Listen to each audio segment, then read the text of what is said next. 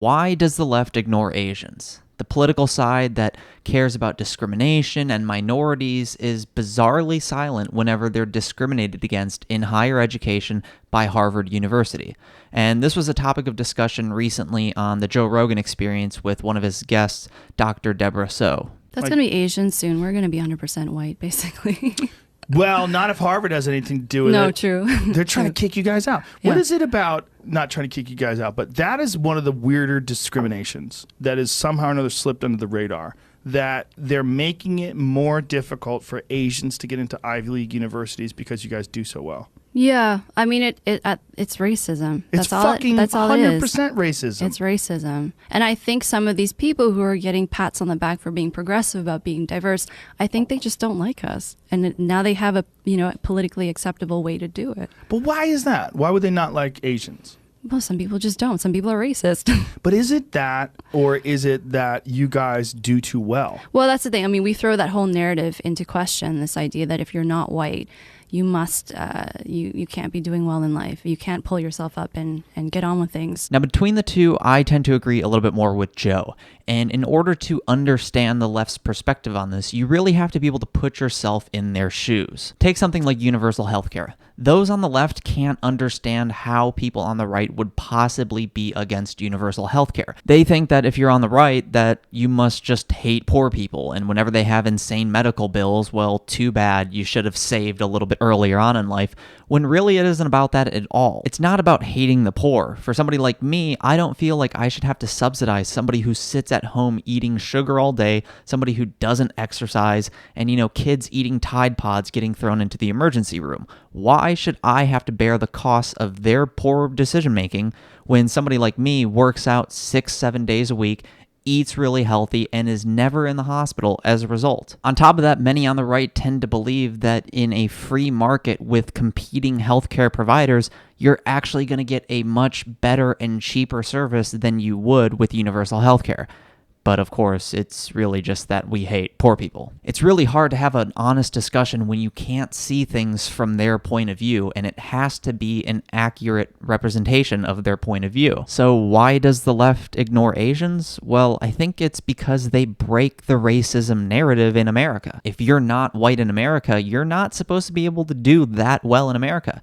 Meanwhile, Asians are not only doing as good as whites, they're actually doing better than whites. And because they break that racist narrative in America, they come up with other terms like underrepresented minority to include all minorities except Asians. The reality is that there are cultural differences at play here. There are cultural differences that emphasize education and discipline and extracurricular activities like stereotypically learning how to play the violin or the piano. And more importantly, things like doing your homework and studying a lot. Did you read The Talent Code? Have you No, read that I book? haven't. It's a really interesting book. I'm finishing it up right now. But one of the things about it is it sort of dismisses the idea of talent. Mm-hmm. And it goes into depth about all the, not dismisses it, but shows that it's not some magic gift that's bestowed upon people.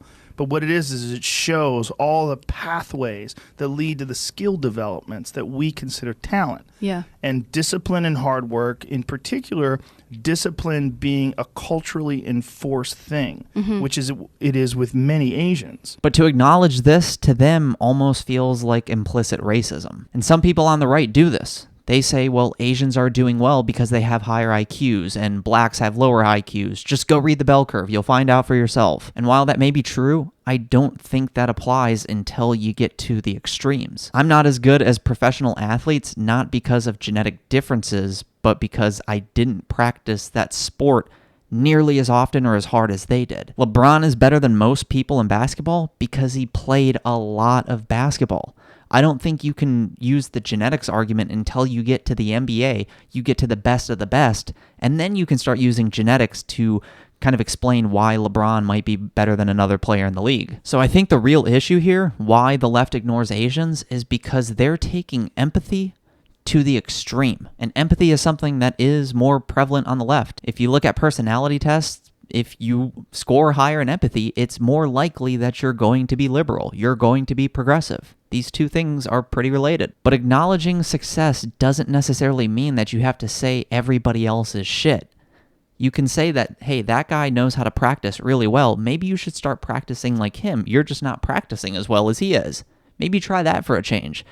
You're not necessarily saying you're bad, you're shit, you're the cause of all your problems. You're just saying, okay, you might not be aware of some better ways to go about practicing your sport, or in the case of Asians, succeeding in school. To the left, saying that Asians might have some cultural differences that are leading to success in America, so much so that they're actually outperforming whites, to them feels like they're making a right argument, saying that like other races are bad, and I don't necessarily think that's the case. Helping those who aren't doing well to them feels like an implicit you suck rather than here's some mistakes and here's how you can fix them. And it feels like that to them because you can aggregate this up to a racial level where there's huge disparities. And when you can generalize things by race, to them it feels like racism, even if it isn't. And again, yes, people on the right will use these differences between race to be racist, but that doesn't mean you have to. So rather than looking at a group like Asians and saying, hey, how are you guys kicking so much ass? What are you guys doing in racist white America that's allowing you to outperform whites? Can you guys help us out? Give us some tips? No, instead, they just create a new word, underrepresented minority, that excludes the one minority that's doing well. But they're so worried about coming off as racist that they take empathy to the extreme by just ignoring it altogether. They're so worried about coming off as racist by just acknowledging differences in culture, saying, hey, Asians seem to emphasize education a lot. They push their kids towards extracurricular activities. They push their kids towards low-risk, high-reward fields like medicine and technology and programming and everything else that they're kicking ass in. Rather than acknowledging that, they ignore it, because to do so would make you a racist, because to them, it almost sounds like you're implicitly saying every other race is bad. So I don't think this stems from some sort of hatred against Asians, because imagine tomorrow that blacks and Hispanics were making as much as Asians. I think they'd be happy. I think they'd be happy that there's no inequality in income between minorities in America. But until then, until Hispanics and blacks and every other minority in America is making as much as Asians, they don't want to acknowledge cultural differences due to empathy taken to the extreme that to them comes off as racist if they were to acknowledge that there are indeed cultural differences between racial groups in America. So what do you think? Do you think this comes from some sort of empathy taken to the extreme and some fear of acknowledging cultural differences? Or do you think that Debrah was right and they might actually just hate Asians altogether? I'd love to know your thoughts. Leave a comment below. And if you enjoyed the video, please subscribe to the channel. Thanks.